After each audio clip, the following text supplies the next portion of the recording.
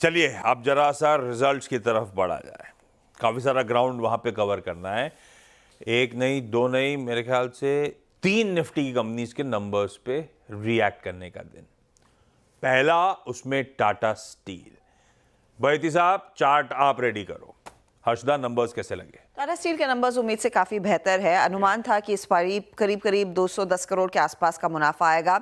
ये आंकड़ा अच्छा है, करीब 758 करोड़ के आसपास का फिगर मुनाफे का देखने को मिला है, तो वो बड़ा पॉजिटिव है। बाकी नंबर्स आपके सामने अब आ रहे हैं। रेवेन्यू 3% घटा है 53,905, लेकिन उम्मीद से बेहतर ये फिगर है। इबिट्टा में 44% तक की ग्रोथ है और मार्जिन अच्छे खासे बड़े हैं 11.4%। जो इबिट्टा में ग्रोथ देखने को मिली है उसकी बड़ी वजह यह है कि भारतीय बिजनेस दरअसल ज्यादा बेहतर करता हुआ दिखाई दिया है। इनफैक्ट इंडिया एबिटा पर टन जो आया है वो करीब करीब 13,131 रुपए प्रति टन आया है, जहां पर अनुमान 11,800 रुपए प्रति टन का था, तो वहां पर एक बड़ा बीट देखने को मिला। साथ ही साथ जो दूसरी चीजें हैं, रियलाइजेशंस थोड़ी सी नरम हुई हैं, उस पर आपने गौर करना है। इंडिया की रियलाइजेशंस थोड़ी सी कम हुई हैं और नेदरलैंड्स की रियलाइजेशंस कम हुई हैं। इनफैक्ट यूके में भी हमने देखा है एबिटा पर टन थोड़ा सा नेगेटिव है और साथ ही साथ नेदरलैंड्स में भी एबिटा पर टन में कुछ कमी देखने को मिली है। तो इनका जो इंटरनेशनल बिजनेस है यूके नेदरलैंड्स वाला, वहां पर थोड़ा सा प्रेशर बना हुआ है। एक और चीज जो मुझे थोड़ी सी खटक रही है वो कंपनी का डेट है। यहाँ पर कंपनी ने अपना डेट एक बार फिर बढ़ गया है, इनका 88,000 करोड़ के ऊपर का डेट निकला है, जो रफली 82,000 करोड़ के आसपास का था पिछले पर्टिकुलर क्वार्टर में।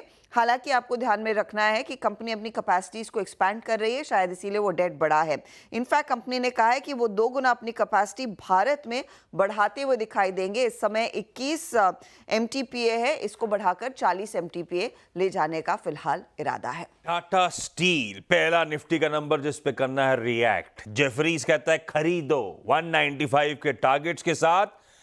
वो कह रहे हैं भाई Q2 में रिपोर्टेड ईबिटा गिरा, पर हमारे एस्टिमेट से साल दर साल 44 और Q on Q 22% बेहतर है। तो कमजोर है, लेकिन एक्सपेक्टेशन से बहुत कम कमजोर है। दूसरी रिपोर्ट आई है मॉर्गन स्टैनली की, ये 175 के टारगेट्स के साथ चल रहे हैं। टाटा स्टील है 155 के आसपास, ये भी बढ़िया है।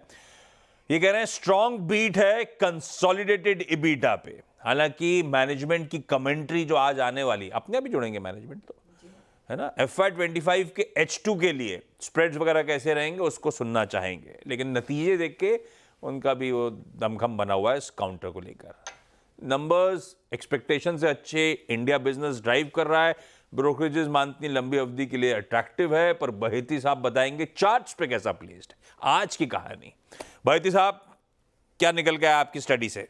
जी आशीष जी, एक स्ट्रॉन्ग रेजिस्टेंस एरिया के पास खड़ा है 155 जो है, इसका एग्जैक्ट 200 MRB है और वहीं पे हाईएस्ट कॉल राइटर्स भी प्लेस्ड है, 2.86 करोड़ कॉल राइटर्स है।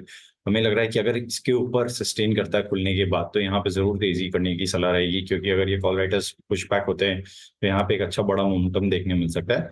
तो 155 के ऊपर खरीदारी की सलाह है, 153 का एक स्टॉप लॉस लगाना है, और अगर ये 155 के ऊपर सस्टेन करता है तो उसमें 160 और 164 तक के लेवल्स देखने मिल सकते हैं।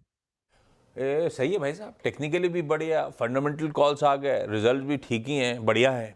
तो टाटा स्टील हो गया पहला स्टॉक रडार पे, और बात भी हुई है कल तक शायद चाइना अपडेट दे दे, हो सकता है, क्योंकि उसकी 5 दिवसीय बैठक खत्म होगी, लेजिस्लेचर मीट जो चल रही है।